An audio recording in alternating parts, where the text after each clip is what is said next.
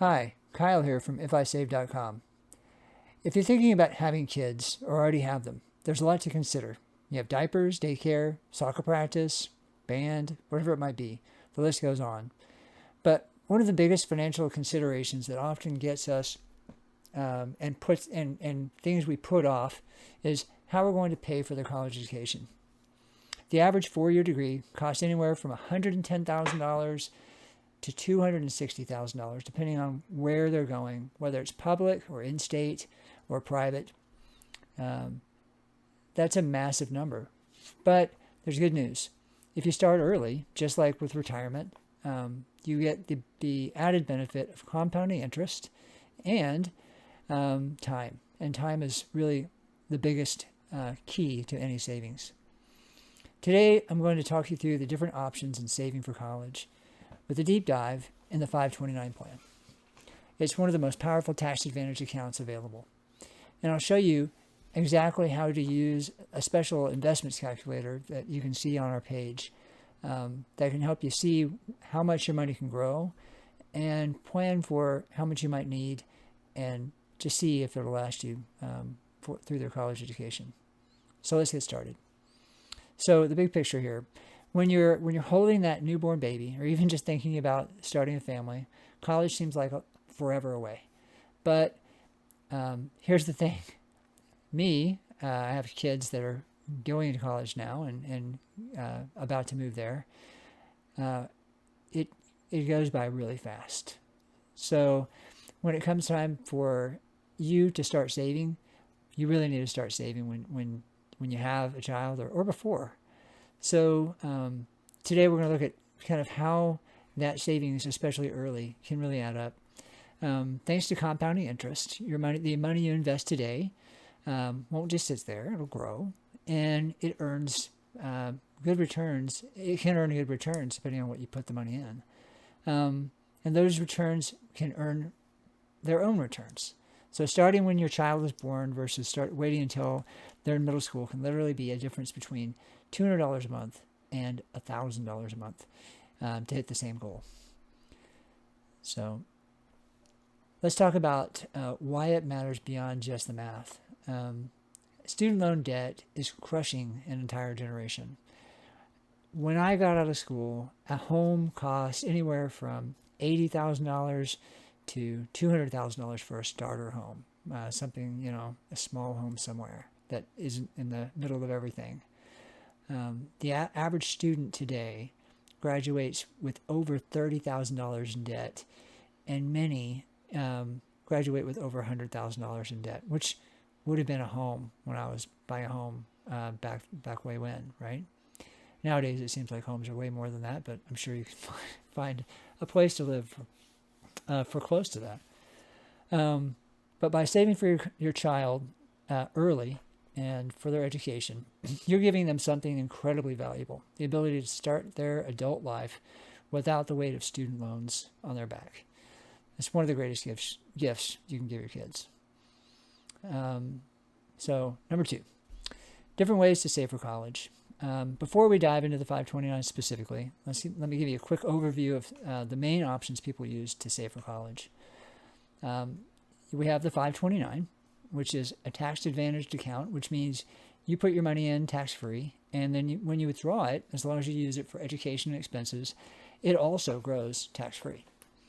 State tax benefits. So many states offer the state income tax deduction for these contributions, and then the flexibility. This account can be used for a four-year college, community college, trade schools, even like if you put your kids in private school, up to $10,000 a year.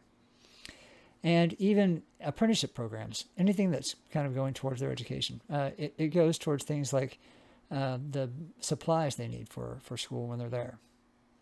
And then you have gift tax advantages too.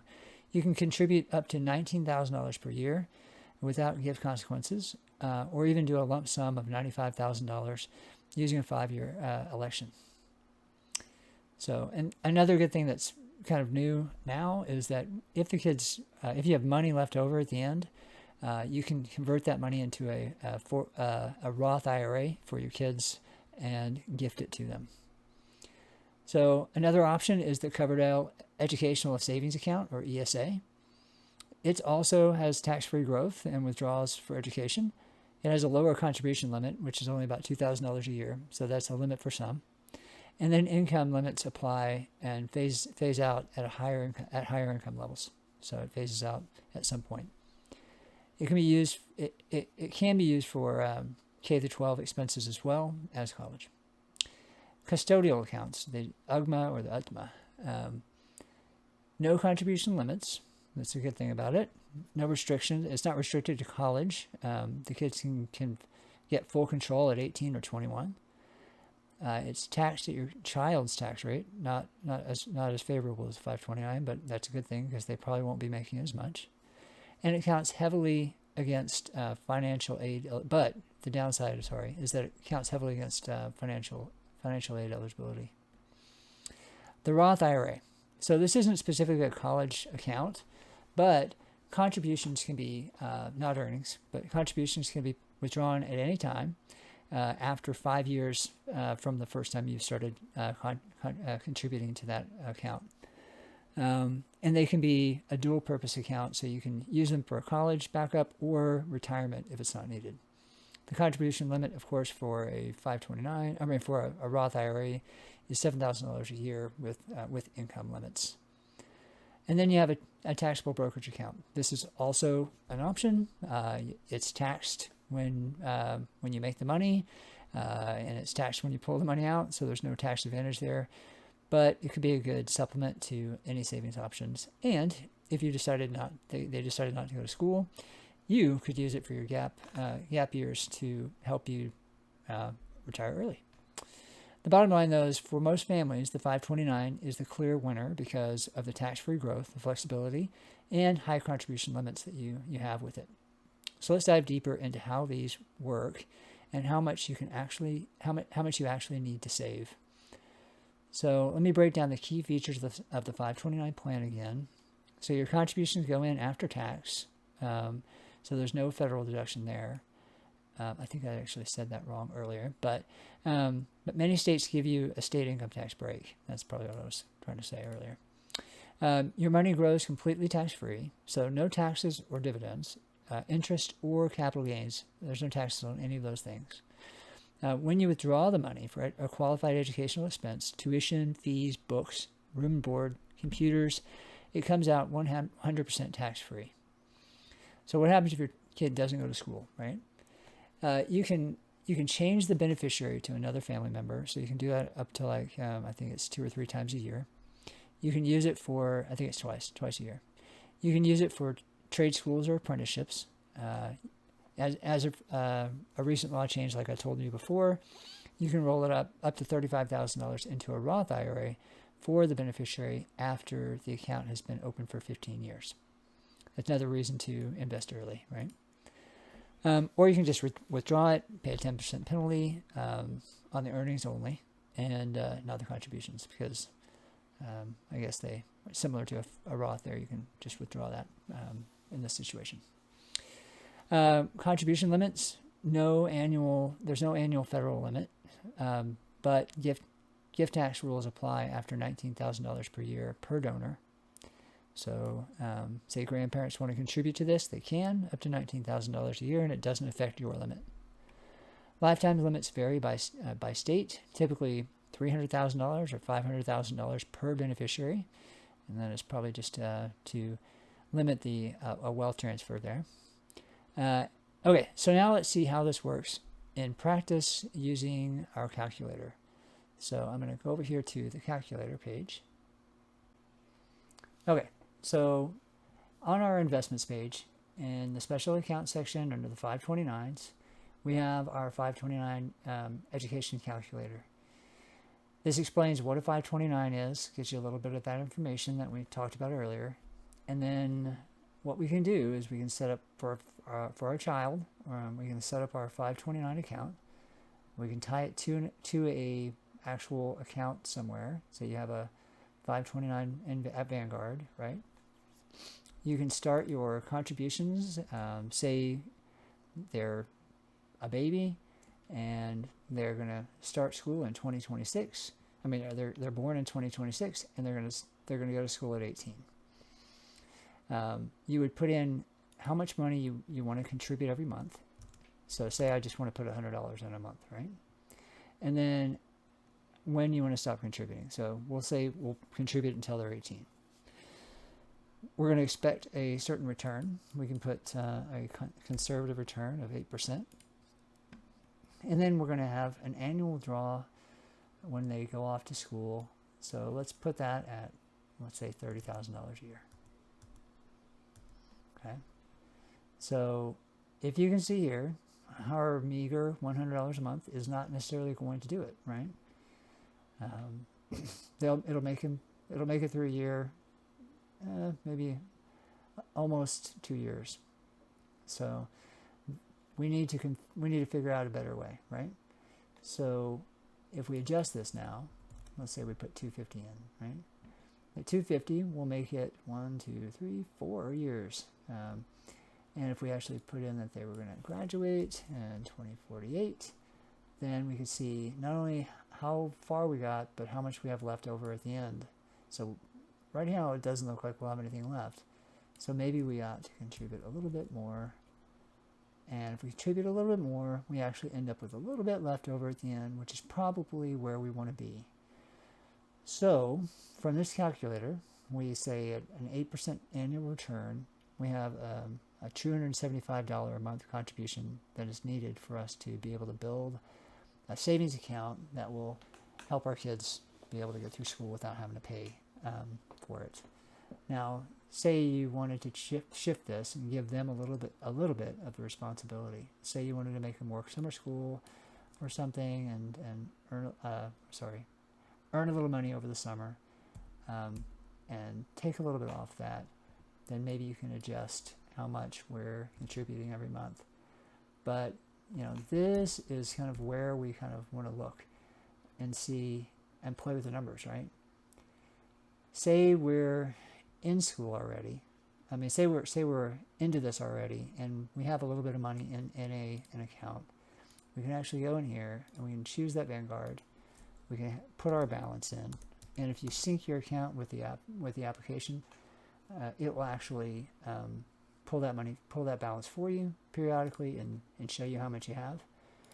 And it will actually update here as you go and show you where you are. So if we start out with $50,000 this year, say they're not, say they're in, elementary school, right, or middle school, and we're 8 years or 10 years in. So change this number to 34. So the year they start school is 2034. And the year they end is going to be 2038. So now we have a starting balance. We have how much we want to contribute and what the annual return is from here going forward. We can, play with this number and see where it goes and see where it is. But the good thing about this is as we go along and as this number changes, as it will, we can then see kind of where we are. Like right now, if we have a kid going off to college, right, we can look and see what our balance is currently and then how it's trending with the amount we think we're going to have to pull out towards the goal of having money to pay for all 4 years, right? So that's what this tool can do for you. It'll give you a little peace of mind. Say you have 3 kids, right, or 2 that will be in college over like a 7-year period. This will really help you, I think, give you peace because those numbers can start off kind of big and give you a false sense of security, or maybe you don't have that security and feeling that it's big enough. But this will help you see where you are and how much you need to contribute and to catch up, or maybe you can let off the gas and stop contributing earlier than when you were expecting. This will help you see where you are and what you want to do there. So here's the bottom line. I've shown you what the tool can do for you and how it can help you. But the key is helping your kids start their adult life not saddled with student loan debt is one of the greatest gifts that you can give them. Student loans delay everything. Buying a home, starting a family, saving for retirement, taking career risks, And when you remove that burden, you give your kid the freedom to build a life the way they want from day one. They don't have to work during school. They don't have to um, take that time away from studying and can actually focus on why they're there.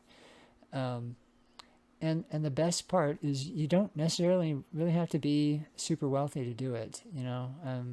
I showed you $275 a month, right? That's a lot. It can be a lot.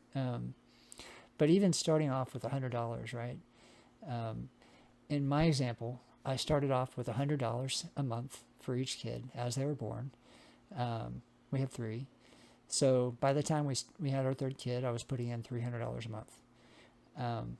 The account 18 years later, when our first child went off to school, would have been enough for him to go to school and go to master's and get his master's degree. It would have been enough for him and probably half of the way towards my daughter going to school. But now, 3 years later, it's even more, even though we've spent some of that on the first school. So it's actually grown while they've gone to school. Anyway, it's going to help, right? And any help you can give yourself will help you go a long way towards being able to achieve that goal of helping you pay for your kid's college, keep you out of getting a student loan for your kid, and keep them from being saddled with debt too. So every dollar counts in the end there, right? So try the calculator yourself. It's free at ifisave.com. There is a fee if you want to do the little trick with auto syncing your account with Vanguard or wherever you have your money. But everything on the page is free otherwise. You can do all these calculations and see where you are and play with it as much as you want. But see what the numbers do, see what they do for your kid, and see where you can be in 18 years or wherever it is that you are trying to reach. But thanks for watching, and I hope this was helpful for you. I hope the page helps you in controlling your financial future and your financial destiny, and helps you to get control of your money so it doesn't control you. Thanks for watching.